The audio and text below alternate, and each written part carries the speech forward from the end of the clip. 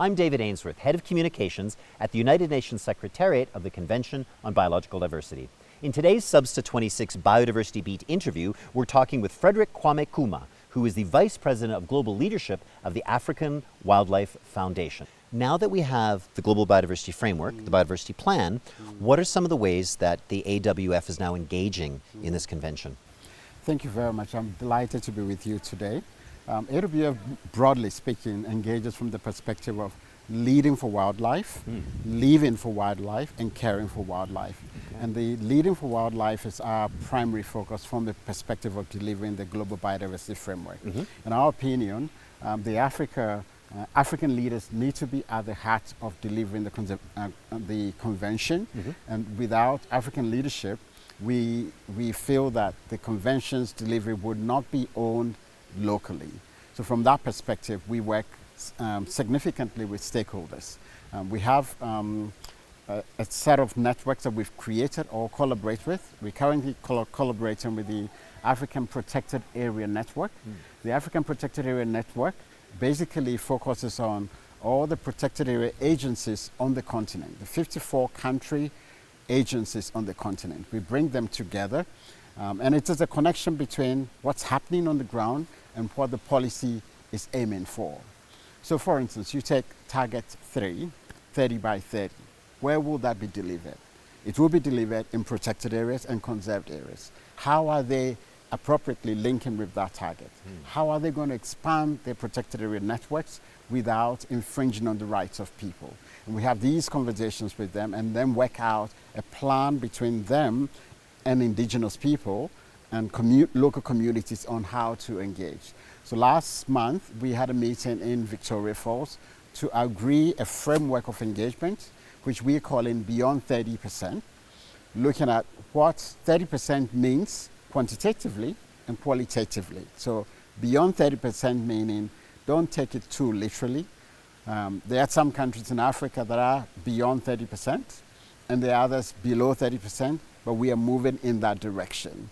And there are many countries where the idea of 30% requires a review of the national priorities, but also engagement with communities and the rights of communities. So we should not take the 30% literally, but we need to look at it from a quantitative perspective and a qualitative perspective. The other engagement we have is with civil society. We work with the Africa Biodiversity Civil Society Alliance, a group of over 100 civil society actors that we brought together 4 years ago. And they are also developing they have developed a voluntary commitment to the GBF. And what we are currently doing is working with them to bring in the resources to drive those voluntary commitments. And the last bit of networking and engagement we have is what you discussed with Simangeli, which is around young people, where we work with youth networks to make them relevant in the conversations, both in the delivery and in the policy formulations.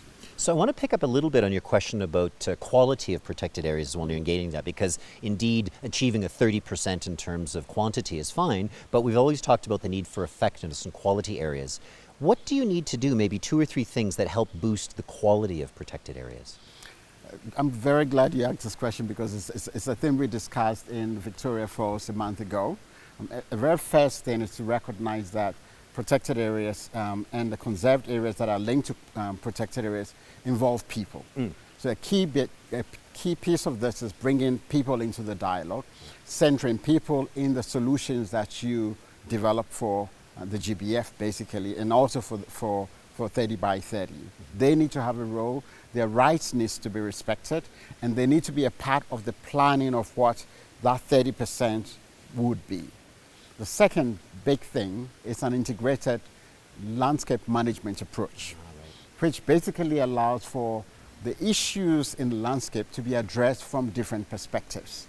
I mean, many times we think we are the solutions to everything in the landscape, but there are other actors, the other departments. The issue of human-wildlife conflict, for instance, interfaces very strongly with education and health and social welfare.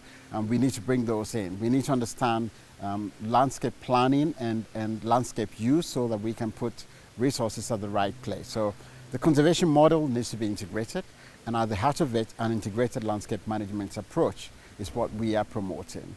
And then lastly, a key thing for us is a recognition of community conserved areas. So currently, in many countries, we actually don't have a register of what these community conservation areas are. And yet we do know that for many countries, and for instance Zimbabwe, over 50% of Zimbabwe's protected area network, it's outside the protected area, national protected, government regulated protected areas. So if you were to document and register nationally those conserved areas, you would easily get to that 30%. So having that conversation with indigenous people and local communities to understand what conserved areas are within their domain and how you embrace those conserved areas within the protected area network, we think it's an important thing to do. Wow. So maybe the last thing I'll do, just because I'm so fascinated, is you talked about bringing all these groups together. Can you give us maybe, a message or a sentence about what does it take to bring together all of these different stakeholders in a harmonious way? Or maybe it isn't always harmonious. Well, I think for most countries there are platforms, Yeah. And luckily for most countries as well, civil society is organizing themselves. So it's about identifying civil society networks that represent the groups that you want to engage with and linking them with the protected area authorities. It has to be at a national level. What we have done so far is we've gotten an agreement between these networks at the Africa level to cooperate together. What it will now take is some resources to convene dialogues at a local level with the right people. Because without convening and without the dialogues, it's going to be difficult to achieve a common end.